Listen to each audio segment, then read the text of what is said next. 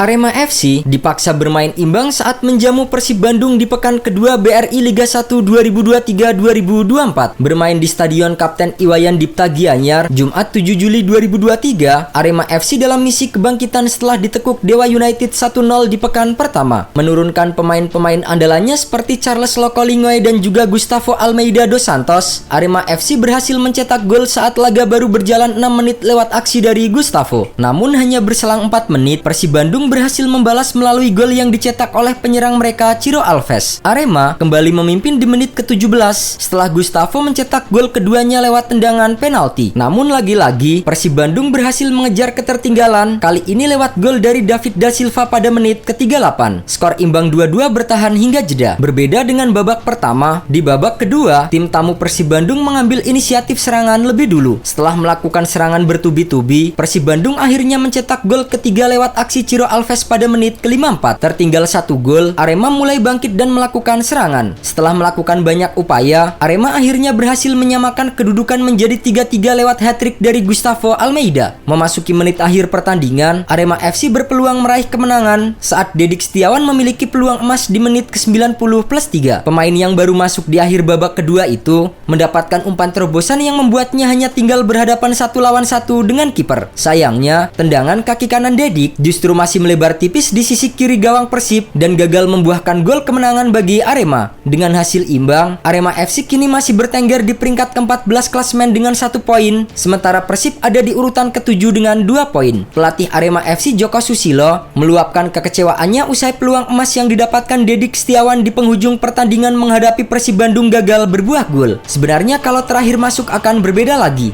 Ya sudah, kami syukuri hasil pertandingan ini. Kami ingin poin penuh, tapi kami hanya dapat 1 poin. Harus kami syukuri. Kami juga apresiasi kerja keras pemain kami yang tidak kenal lelah. Dedik Setiawan memang kerap menjadi sorotan terutama saat penampilannya bersama timnas Indonesia. Namun sebelum mendapatkan julukan Lord, Dedik merupakan striker lokal yang konsisten menyumbang gol bagi timnya. Di awal debutnya pada 13 November 2016, Dedik muncul sebagai pengganti di pertandingan Torabika Soccer Championship melawan Perseru Serui. Penampilannya sekilas memang tak mampu menyumbang gol untuk Arema dan harus kalah. Namun di tahun berikutnya, Dediklah yang menjadi andalan di lini depan Arema. Karakternya sebagai striker, layaknya seorang striker di dunia sepak bola modern. Dribble yang tidak begitu kencang, kuat dalam mengontrol bola, pandai mencari posisi, serta tendangan yang mengandalkan akurasi. Ia kemudian mengawali musim penuh pertamanya di Liga 1 musim 2017. Berkat regulasi pemain usia 23 di setiap tim waktu itu, statusnya sebagai pendatang baru cukup istimewa di musim pertamanya Liga 1. Tampil 28 kali, Dedik menyumbang 6 gol dan 3 assist. Di musim berikutnya, catatan statistik Dedik juga membaik dengan mencetak 10 gol dan 4 assist dalam 26 penampilan. Penampilan apiknya membuahkan panggilan pertamanya di timnas senior pada September 2018. Tak hanya itu, Dedik juga masuk sebagai bagian timnas Indonesia di Piala AFF 2018 di bawah asuhan Bima Sakti. Puncak penampilan Dedik terjadi di musim berikutnya saat bersaing dengan top skor Liga 1 musim 2017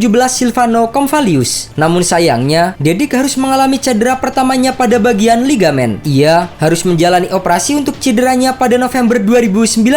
Setelah kembali dari cedera, Dedik belum mampu tampil di top performanya bersama Arema. Maka tak mengherankan jika penampilannya di timnas senior era kepelatihan Sinteyong juga belum mampu mengembalikan performa yang hilang digerus oleh cedera ACL.